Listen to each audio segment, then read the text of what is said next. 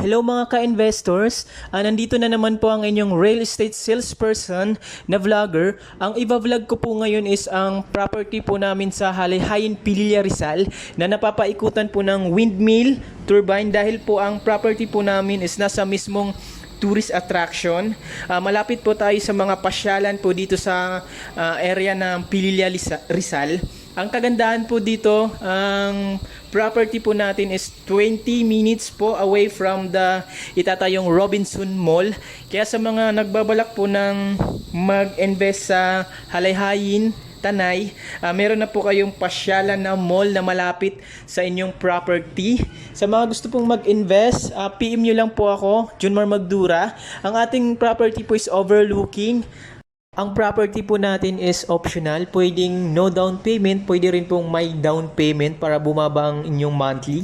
Sa mga gusto pong mag-invest, ayan po, tumatayo lang po ako dyan. PM nyo lang po ako, napakaganda po ang property po natin. Junmar Magdura po, direct sa aking account. Thank you po.